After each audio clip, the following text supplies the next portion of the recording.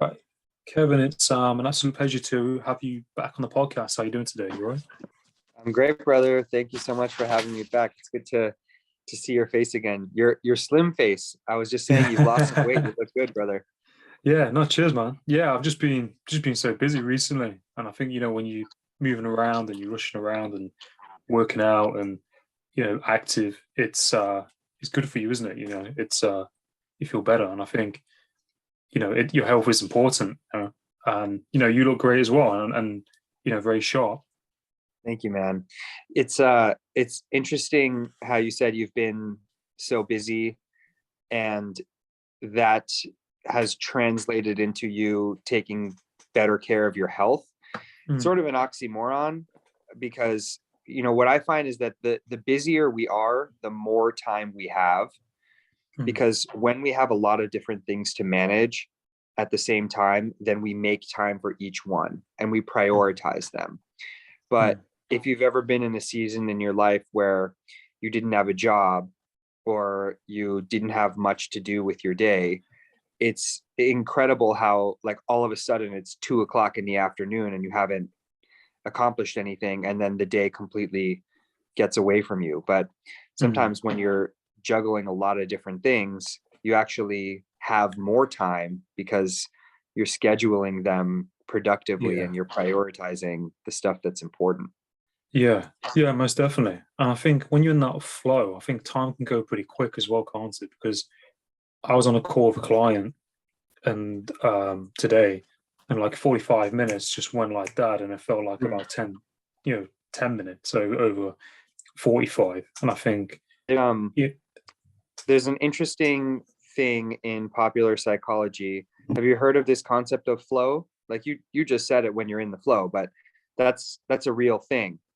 Um, we we get into states of flow, which is basically an uninterrupted, undistracted um, state of heightened consciousness when you are focused on an activity and you are immersed in that activity.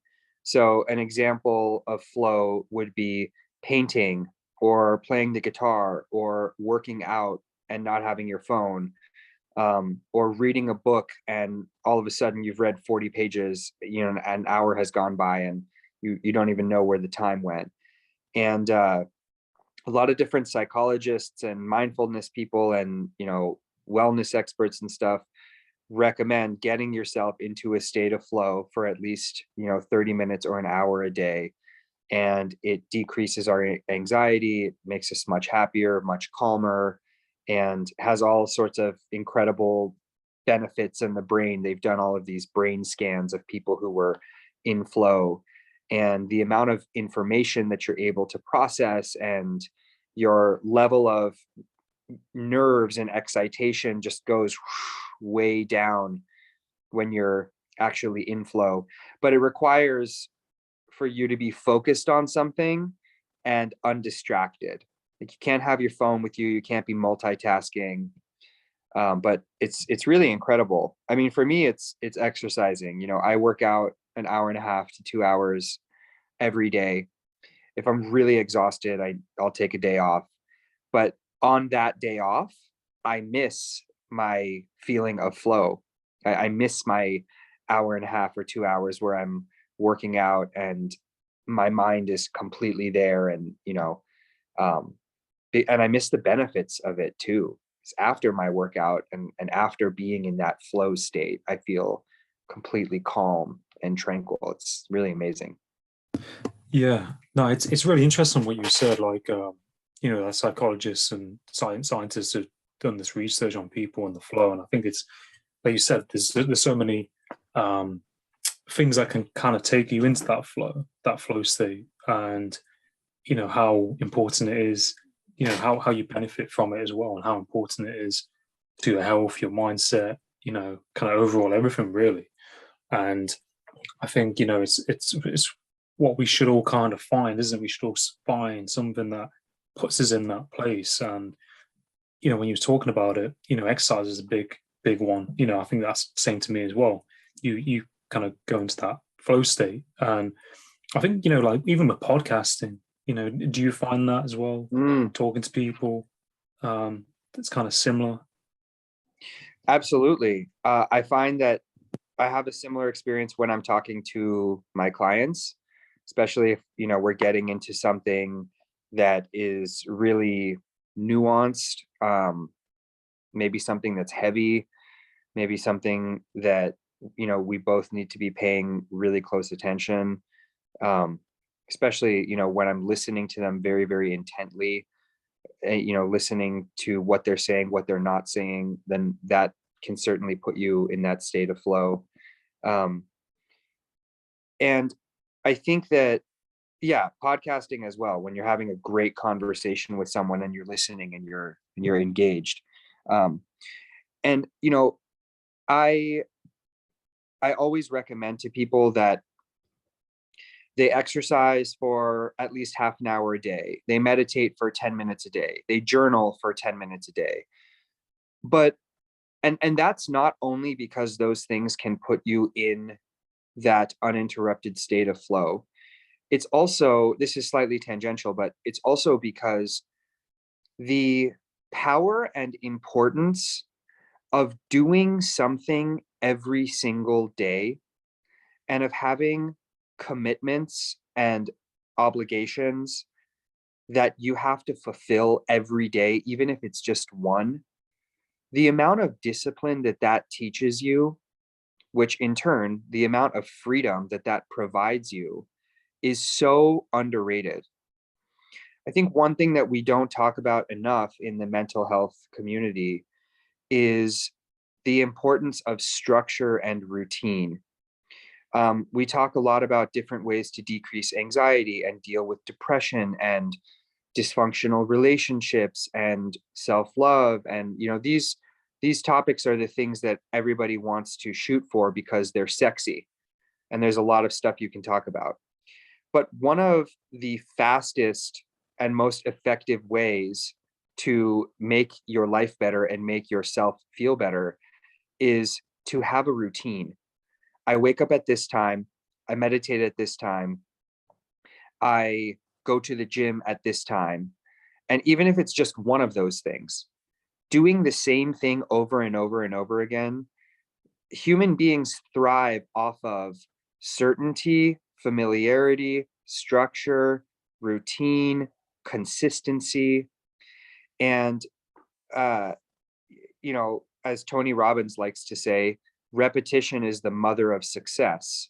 Doing the same thing over and over and over again, if it's a productive habit, eventually breeds success. Practice makes progress, as I like to say. Not practice makes perfect, but practice makes progress. And it's just like, it's not sexy to talk about having a routine and doing the same thing over and over and over again, but choosing one productive habit and doing it consistently every single day, not only on the days when you don't feel like doing it, but especially on the days when you don't feel like doing it, that produces the most incredible results. And I really think that discipline, structure, and consistency are the unsung heroes of mental health. Discipline, structure, and consistency are the unsung heroes of mental health. Yeah, no, I totally agree with what you said, and I think it's so important to have that routine or to get a routine and to have something to strive towards or to engage in something, especially if it's productive or you're going to benefit something from it. Whether that might be long term, and that, like, I think kind of that delayed gratification kind of comes into it as well. Like you said, a lot of people aren't talking about. Um, like a lot of people post things and saying, what they've got or, their results. And it's like people don't always see the delayed time that took to get to that place or, all those steps that you mentioned, all the routine, all that consistency, the discipline.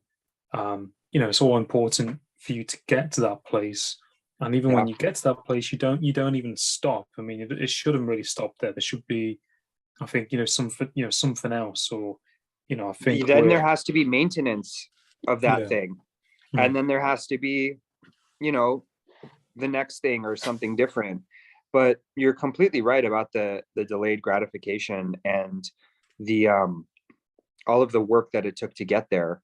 Like, you know, you hear about a SpaceX rocket taking off and landing on the moon, or whatever Elon Musk or Jeff Bezos is doing, and, you know, all these incredible accomplishments. But you don't see how many, probably hundreds, if not thousands of engineers had to show up to that rocket every single morning, 7 days a week, to tune it and fix it and maintain it and change the nuts and bolts. And how many, probably hundreds, if not thousands, of failed launch attempts there were, you know, or how many non-starters there were, or engine combustion failures there were. And, like, you know, if you see someone who has lost weight and they're posting a nice shirtless picture of themselves showing off their new body, it's like, you know, congratulations, amazing job. Or you see someone who got engaged or had their first kid or whatever.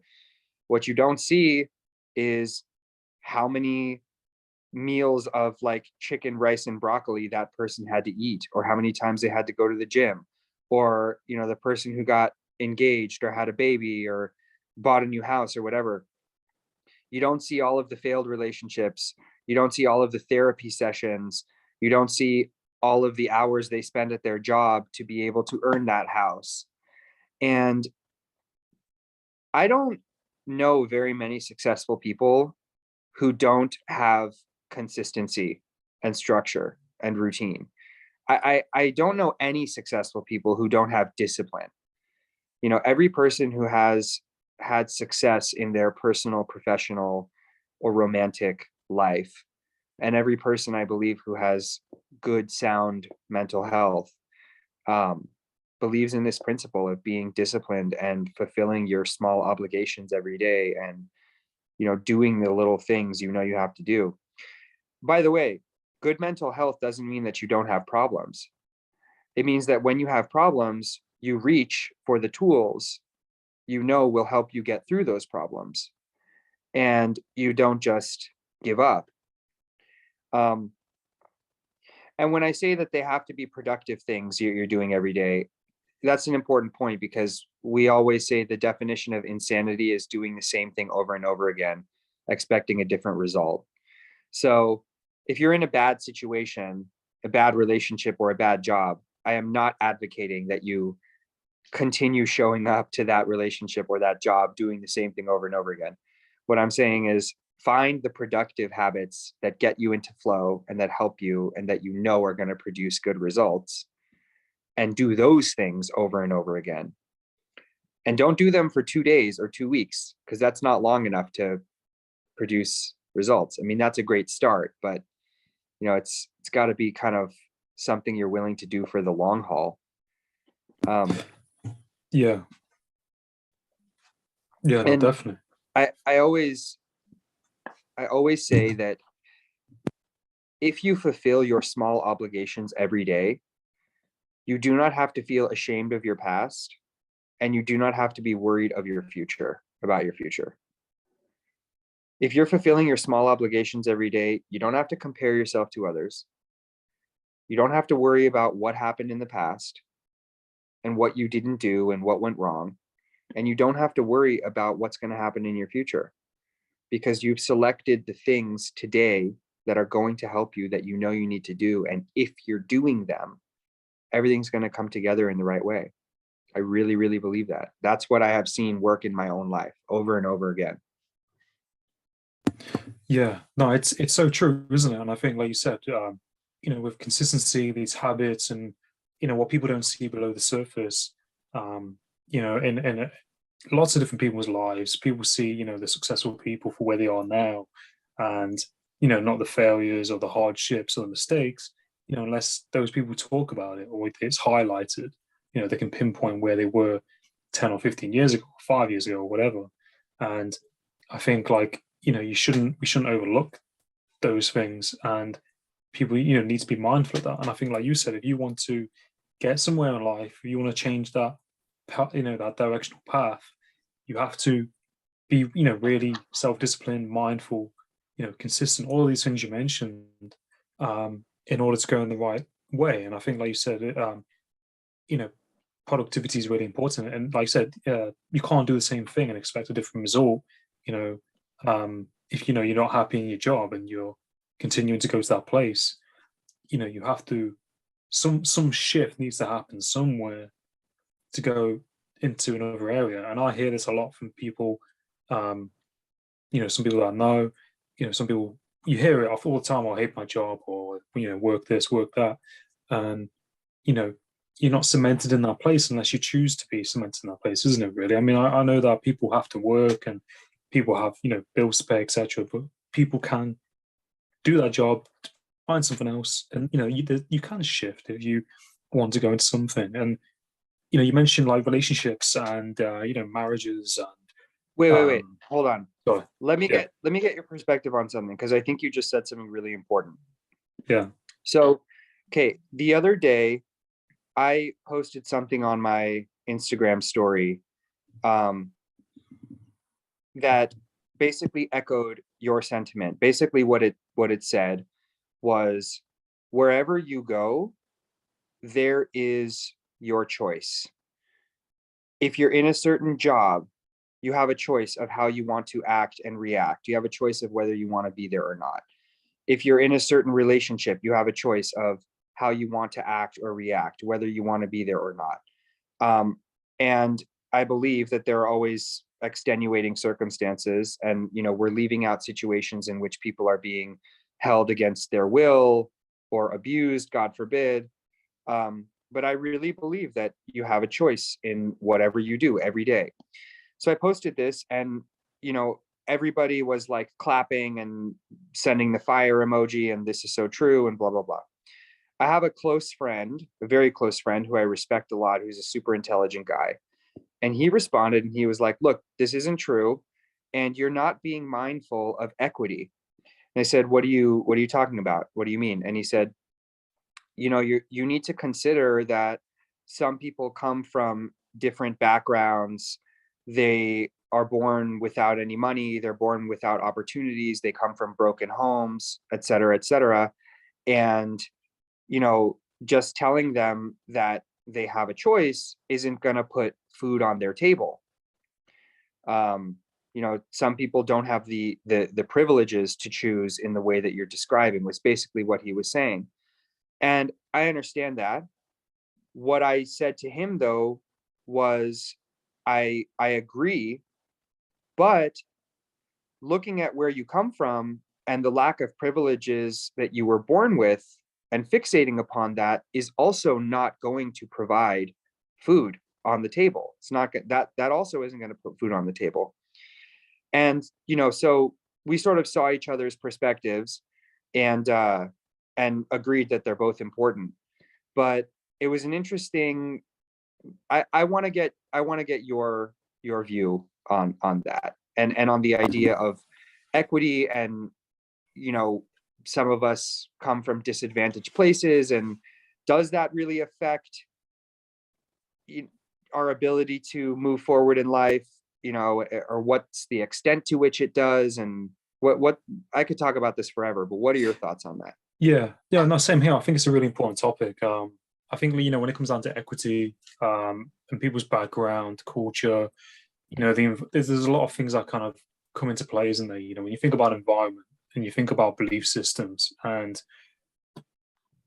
I think it's in experience I've had, coaching people and meeting people. Some people, I think, if people, like I said, if you focus on not having the money, and like you said, if people come from certain backgrounds, or the family isn't wealthy, or whatever it is, I think sometimes some people may have that belief as, because they're that in that environment, or they're around that, they ultimately just think, okay, this is it. Got no money, brought up in this situation. Oh, this is how it is. And they absorb, the environment, the people they're around. Their belief systems might be a bit twisted around, and then that puts them in that place, because then if they don't think they're good enough, then they're not probably not going to go for certain jobs, or they're not going to engage in certain activities. So then, kind of automatically, they're kind of putting themselves in that place based on. I You mean, this is reinforce my that cycle. yeah, that's my perspective on it. Um, people might think different, but I mean, that's what I've noticed. Like everywhere has deprived areas. Regardless of where you are, and you identify sometimes people in those places who kind of fall into certain categories, but that's not to say everyone is that way. You look at a lot of successful people in life. Um, I mean, you look at a lot of rappers. Come from hard, rough places, and they're super successful, and they found, they found a way through.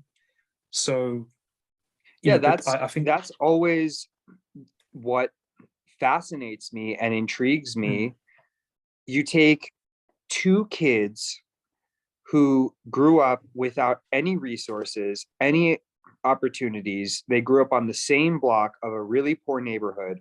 One of them becomes a successful multimillionaire, or the president, or a prominent political figure, or a successful business person, or whatever.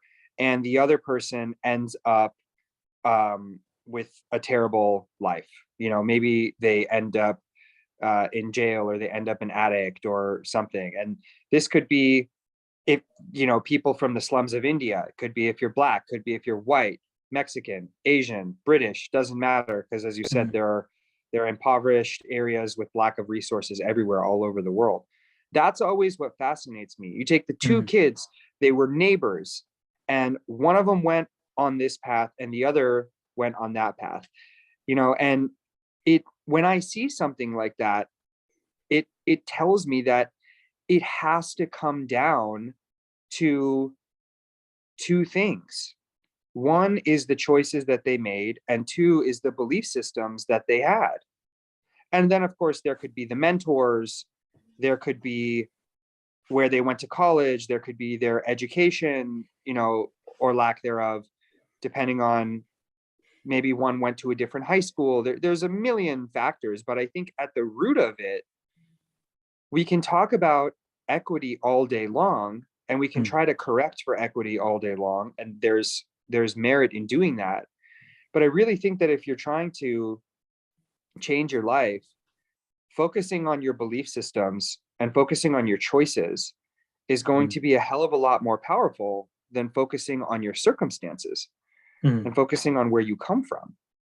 mm, um and I've been told by a lot of different people, well, didn't you go to a good school? Didn't you go to a university? Did you grow up with wealthy parents? Did you grow up with money? Blah, blah, blah. And yeah, I did. All of that is true.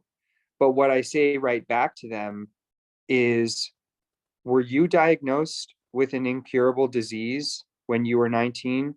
Were you suicidal? Did you have depression so bad that you couldn't leave your bed for 36 hours at a time? Did you have debilitating panic attacks? Did you spend 3 years of your life living in and out of hospitals, wanting to kill yourself? No. And it's not a competition. And where you come from and the challenges you've had are no more or less important than mine. They're different.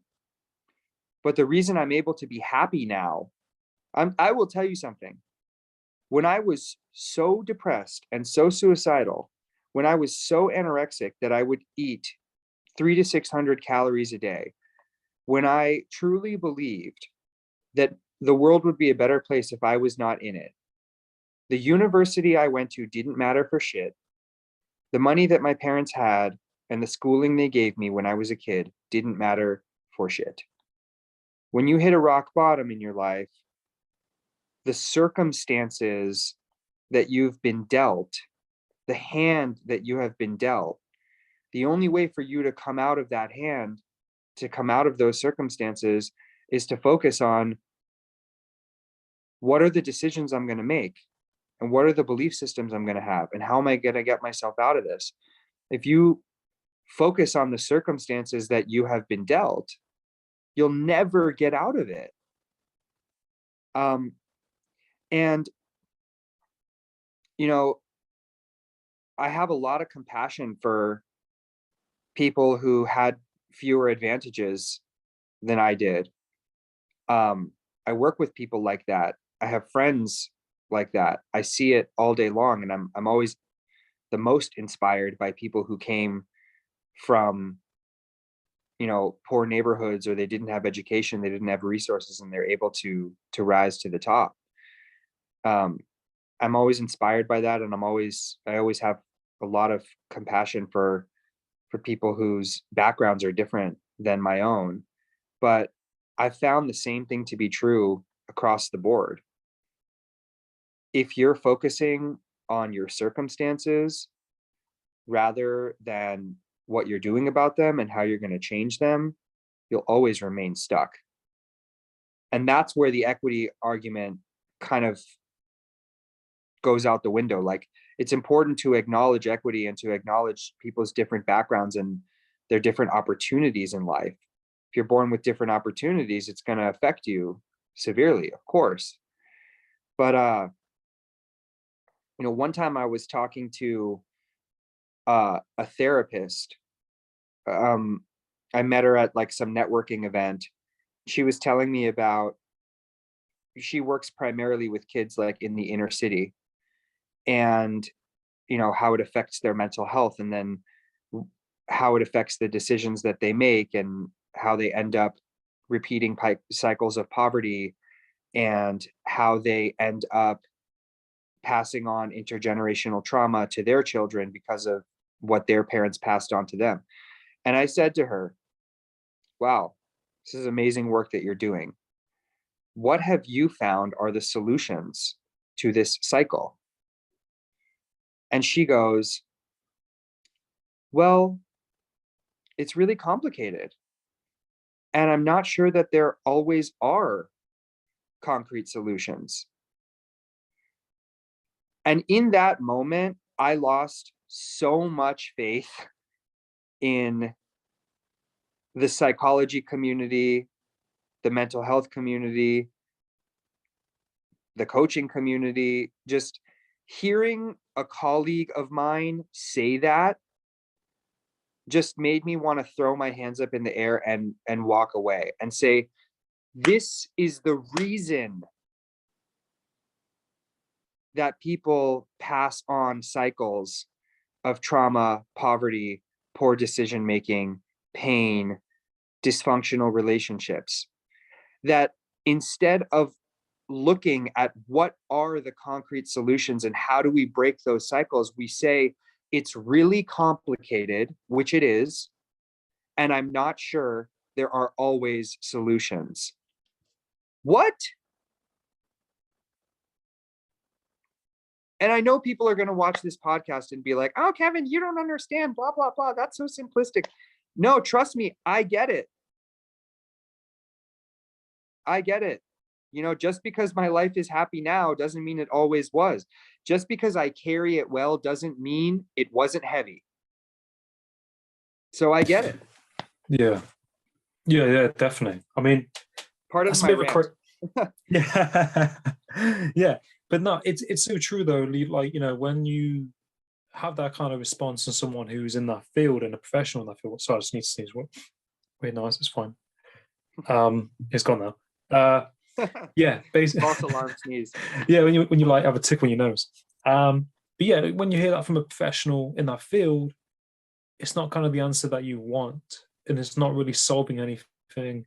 It's just kind of adding more coal on the fire that's already burning. And you kind of want some kind of a better answer than that. And I think that's half the problem. Like you said, people don't. It is a complex situation. People are complex. People are being through so many different situations, upbringing, environment, etc. There's so many complex things. It's complicated, but there are ways around it if you peel back those layers and you make the effort to delve in, to look at the people. What are their actions? What is their family like? What's the upbringing like? Any traumatic events happen in their life, and I think sometimes that's what happens to people, and that can be the separation sometimes between successful or not successful people in who may come from certain areas or be going through things in their life. Sometimes things happen to people that wake them up, or they shift because something happened, or they got in trouble, or they nearly died, or something happened, or that caused some kind of shift somewhere. And that I know that for a fact because it happened to me. I was on the wrong path. I was hanging around with the wrong people, and I had to have a bad accident to snap out of it and wake up to go on to a different course. And that how you hear about it in successful people sometimes where something really bad might have happened, or they went through something difficult, or there was a trigger point somewhere. And I think that can be a separation between people sometimes. But like you said, the people I think don't take the effort to look at asking the right questions, if that makes sense. So they just say, "Oh, it's complicated," or maybe we need to What put people on a course. I remember when you said, um, I remember when we were first getting to know each other, you told me about your accident. You told me about how, before that you were sort of heading down the wrong path and you were Mm, depressed and having your own mental health issues. And, yeah, then you had this terrible accident. And then after that, I'm sure it took quite a bit of time of rebuilding. And eventually yeah, that led you onto your path, coaching and helping other people. But what if in the depths of your despair, confusion, loss, I came to you and I said, Adam, this is really hard and it's really complex. And what you've just gone through has so many layers that I'm just not sure what we're going to do about it. What if I came to you and I said, I hope there are solutions to this, mm, but if there aren't, we'll find a way to make that work. We'll mm, do the best we can. It's criminal. yeah, yeah, I was having lunch with there's an incredible woman um who has a podcast I went on recently, and I wanted to meet up with her in person. She lives here in Los Angeles, so I had lunch with her yesterday. And this is a woman whose 21-year-old son passed away. And when her son died, psychiatrists and psychologists and grief counselors and stuff came to see her and her husband, and they gave her these pamphlets. And what they told her was, this is the hardest thing you'll ever go through in your life, which is true. And then they proceeded to say, you can expect for the next 5 years of your life to be basically a wash. You can just write those off because you're going to be in deep, deep depression. And also, you need to be aware that 70% of couples who lose a kid get divorced. So, in the depths of her despair, they're telling her what you have gone through is absolutely horrible, which it is. And the cherry on top is you're at risk after losing your kid of also losing your relationship. And you can pretty much assume that the next 5 years of your life are going to be terrible. That to me is the same as if somebody told you, Adam, you've just been through this horrible accident and not really sure how we're going to help you or what we're going to do about it. And it's the same as that other psychologist I met working with these inner city kids and telling me their situation is really complicated and I'm not sure that there are always concrete solutions or it's not that simple. Well, I get that it's not that simple, but nobody's assuming it's simple. You know, in the depths of a person's despair, that's when you need to reach deep down and give them hope and provide them options and give them paths that they can go down and give them choices that are enticing to them. Not that you're jumping to fix the problem, because people need to grieve and they need to go through their process. So you don't need to like throw solutions down their throat. But if I don't even believe that solutions are possible, how could they? Yeah, it's that's such a crazy situation, isn't it? You know, to when you if you was to go through something like that, you want support. The last thing yes, it is a bad situation and there's going to be difficulties, but you want that initial support. You don't need to be told that the next 5 years are going to be crap, or and this is going to happen. I mean, that might be based on What were people data. telling you after your accident? Yeah, I mean, how did you handle that whole thing?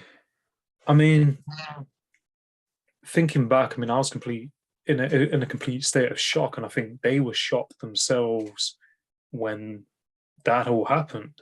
I think the police at the scene, they were surprised that I was still alive, based on how much blood was there and how much damage was done. They couldn't get their heads around it. I think the doctors did all checks and things which they did, and I think they were just kind of shocked, really. I remember seeing therapists. I remember going to the doctor, because I had PTSD, and they were just kind of um, support me with through that clinical way, if that makes sense, as well as Mm, I had hypnotherapy and things for my mum because my mum was mm, training in hypnotherapy around the same time. So I had these different support networks, but I mean, I think they were just kind of shocked, if that makes sense, when I went through it, and they were just kind of addressing by the book, or how you need to address PTSD, if that makes sense. But mm. this I felt like initial shock. Do you know what I mean? If that makes Yeah. sense. But luckily, I had those support networks there for me. But in other people's, I mean, I think the thing is what got me was my school didn't understand it. Mm, My school didn't understand it. I had to have time out of school, and they just thought that yes, I did have an ego. I was around the wrong people. I might have not behaved or done certain things. So they just saw that side of it. They didn't understand what was going on. I don't know if they really mm. cared or not. I mean, there was a few teachers that to this day, I can count probably two or three teachers that stood by my side. But the whole, a lot of the system kind of they just want you to get results. They're not really, I don't know. Every school is different, but what the experience I had, they didn't really understand. Um, and you want to you want to feel like they understand. You want to feel supported in any situation, especially if people have lost their kid. I mean, Yeah. but I think what we're saying about equity and choices. I think a lot of it comes down to choice. Everything comes down to choice. And it made me think about a participant I had in my last job who was unemployed.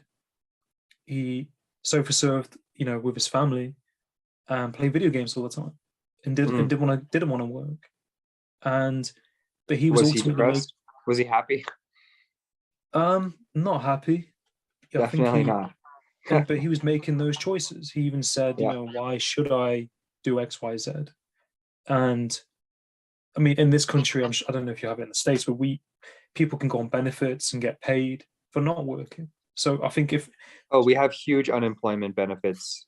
yeah, People so people in the States and especially in California right now make a lot more money collecting government benefits than they did when they were working. mm, So we have completely, in this state, we have completely taken away the incentive for people to work, yeah, which is pretty crazy. But anyway, sorry, didn't mean to but cut you yeah, off. no, that's fine. But I mean, when you think about that thing with equity and where people come from, it is very, very interesting because when you peel it back, it makes you wonder like what made that person go from that place to this place, and what shifts happened, what choices did they make? I mean, for one example, I think about talking about this makes me think about Rocky. Like Sylvester Stallone. Like he Yeah. had nothing. He came from I think rough area. Didn't really have much going for him. He had the story in his mind for Rocky, but he made that choice to keep on pushing forward to make it to manifest it. Mm. Yeah, and the opposite can be true as Mm, well. Um, you know, I made certain choices that led me down my path of depression and, mental illness and all kinds of things. A lot of it was not due to things within my control. Just like with you, if you get in a terrible accident and you have PTSD, you didn't choose that, but you chose certain things leading up to that accident. So, it's all related. But I'm often reminded of a girl I knew who grew up in the Pacific Palisades, which is a very, very wealthy part of Los Angeles, which is already a very, very wealthy part of the world. The Pacific Palisades is sort of like the Beverly Hills of the west side of LA by the beach. Like, are you familiar with Malibu? Yeah, I think my girlfriend always watches those programs. Is it like the Housewives of Yeah, like what? exactly. Yeah. So this girl came from that part of town. Rich parents, great schooling, great upbringing, great friends, white, no problems. And between the ages of like 17 and 23, she became a heroin addict living under a freeway bridge next to homeless people and prostituting herself. I know this girl, and she comes from every advantage in the world that you could imagine. Great supportive family. She was never, abused when she was a kid or whatever. But when people go down that path of addiction, depression, jail, criminal behavior, gangs, prostituting themselves, whatever, if you didn't know anything about where that person came from, if you had no idea their hometown, you had no idea their socioeconomic status, you had no idea of their upbringing, I think you would see two things in common. I think you would see that they had a lot of unresolved emotional injury from the time that they were kids. Again, whether they grew up in the poorest place in the world or if they grew up in the richest place in the world, whether they had good parents or abusive parents. The first thing you'll see is that they have unresolved emotional trauma. And I think the second thing you'll see is that they made poor choices. And that's not a gotcha. That's not a criticism or a blame. Making poor choices doesn't mean you're a bad person. Sometimes you make poor choices because you don't know any better. I've made plenty of poor choices in my life. I don't look at myself and say, Kevin, tisk tisk, you made poor choices, and shake my finger. I say, you made poor choices. And maybe that's the best you knew how to do at the time. And that's okay. But those were the decisions you made. And I also had unresolved emotional injury from the time that I was a kid. Did I ask for that? No. Did I know it was happening? No. Is it anybody's fault per se? Sometimes yes, sometimes no. Doesn't really matter whose fault it is. The fact is that there are those two things in common. And those are the things that really, the combination of those things is very, very powerful to lead people down a bad path. Now, if you want to change those things, you need, as we said earlier, better belief systems about yourself, and you need better choices. And then you need mentorship and you need guidance, and you might need medication to help you. You might need intensive therapy, but all of that stuff is it can all be wrapped up in better belief systems and better choices. Because you're going to have to resolve that emotional injury, and you're going to have to take responsibility for the decisions that you made. But I mean, think about it. Like, this girl growing up in the Pacific Palisades, and a few years later, she's prostituting herself for drugs.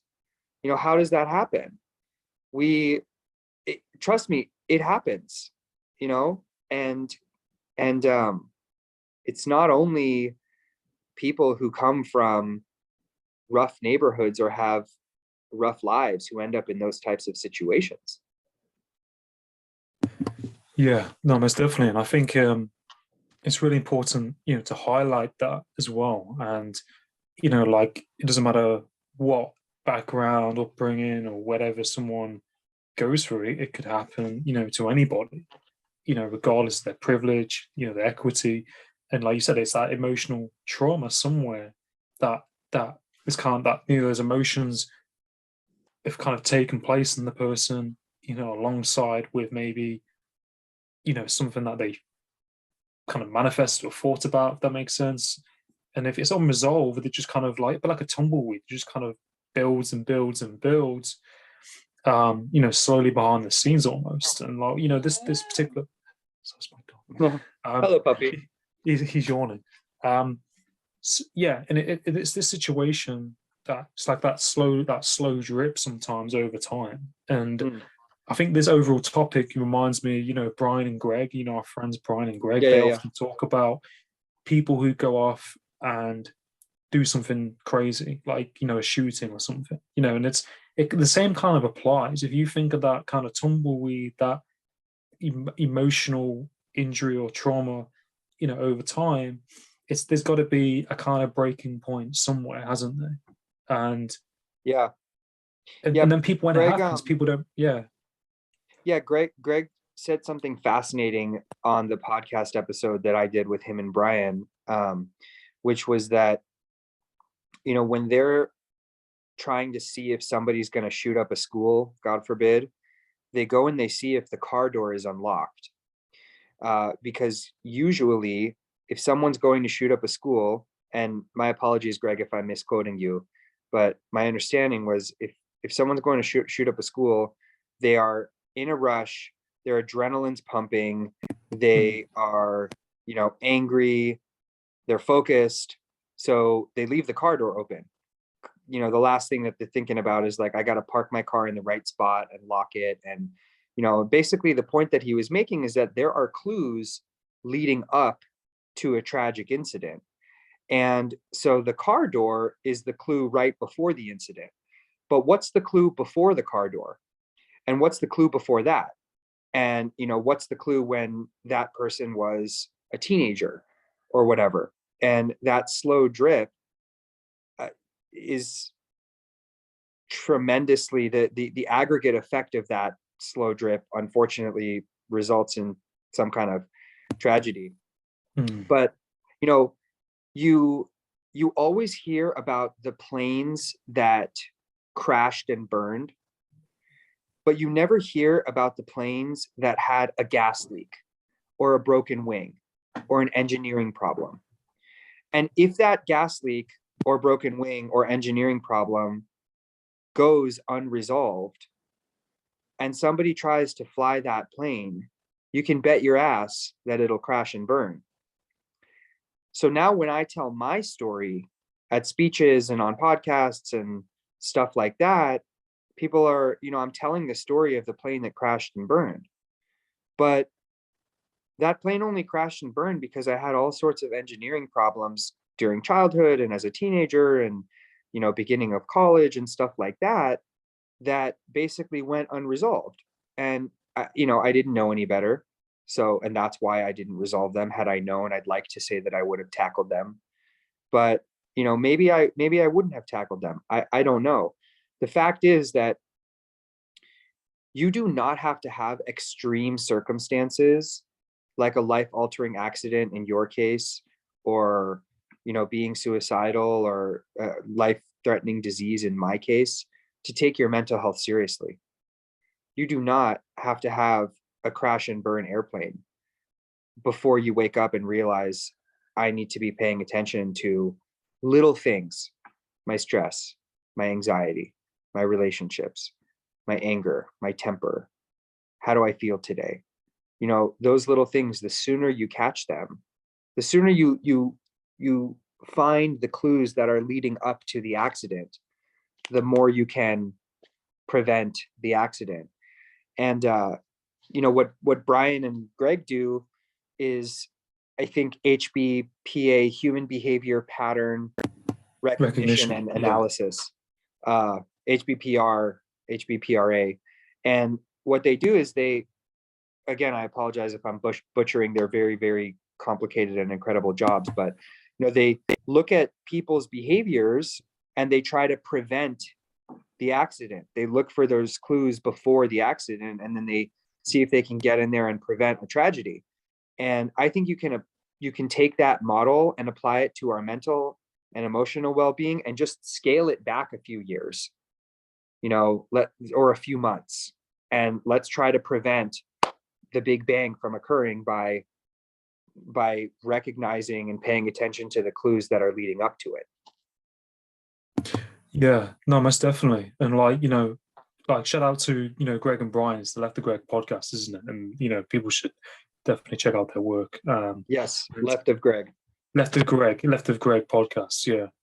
And it's so true what you're saying. And it's these little kind of hazard signs, or these little warning lights, isn't it? Where these little signs that, if they could be noticed early on, could prevent something disastrous from probably happening, maybe in the future, regardless if that is an aircraft, a person's mental health, like what's going on in their life, even, with the planet, people talking about climate change and noticing things, like all these there's so many things that apply to it, but it's so true, and it should be taken seriously. And like you said, things like a traumatic accident or, an illness, shouldn't have to happen to all people for them to realize that they need to focus on certain things in their lives. That makes sense, or whatever it is, people should be doing this all around. Prevention is a much more effective tool than reaction, or basically, cleaning up the mess. Yeah. I recently took my dog to the vet because he has this little bump on his spine, and you can't see it. You can't see it underneath his fur. But I was petting him one day, and when I got sort of under his fur and I felt this little bump, so I took it to the vet. She's like, yeah, this is like a little mass, and it could have some cancerous cells in it, or it could be perfectly fine. It could just be a fat deposit. They're pretty common. We're not sure. So either we can biopsy it and take it out, or we can, just wait and see what happens. And I'm like, girl, I have waited and to see what happens in my own life so many times, and it never works. So we need to check this thing out right now. And that's kind of the way I think of things now. The number of times I had a problem with my own mood or anxiety or stress or a relationship or work or whatever, and I said, okay, I'm just going to wait and see what happens. That never works. Yeah, definitely. And I think I've experienced that with cars. I remember I heard a noise one time on my old car, and I kind of waited and waited, and then over time I remember the tread in my tire had gone, and it kind of cut into the tire, and I think my tire blew or something like that. And like you said, if you don't act on it, it's just better peace of mind just getting it addressed rather than waiting for some kind of maybe outcome happening. Yeah, and you feel better once you addressed it and you've done it, and you get more, rather than that what if, or what is it, it's better to just kind of attack it straight head on, if that makes sense. Like you said, especially the vets, because you don't want to be worrying about your animals. You don't want to be worrying about, your family or whatever. Yeah. But are you okay for time, by the way? Yeah, I should split pretty soon. I think we've been talking for an hour, and probably don't want to bore people too much. But we've told a lot of really good stories on today's episode. I was just thinking, we've talked about a lot of real life people and events and situations, and that's always better than talking about things in theory. Yeah, no, most definitely. Having real conversations about real life things, and it's good to talk about theory as well. But I think it's good to address things that we have as well. Where can people find you on social media, that kind of place, website? Thank you, brother. Yeah, my website is just my name, kevinnahai.com. KevinNahai. And my Instagram is here. My name, Kevin Nahai. Reach out anytime. And Awesome. yeah, brother, I gotta bring you on an Instagram live, and so we can Yeah. continue the conversation. So I'll invite you soon. Yeah, most definitely. I look forward to it. And, it's always a pleasure connecting with you. Second time we've done it. And, I really, really appreciate, the lead from, Brian and Greg for introducing me to you. And I'm just super blessed that we can have these conversations. And, I'm grateful to be your friend. And, I wish you all the best in everything you're doing. Appreciate you, brother. God bless you. We'll stay in touch. And Yeah. everybody, please follow my Instagram so you can look out for when I bring Adam onto an IG live and catch us there. Yeah. Look forward to it. Take it easy, boss.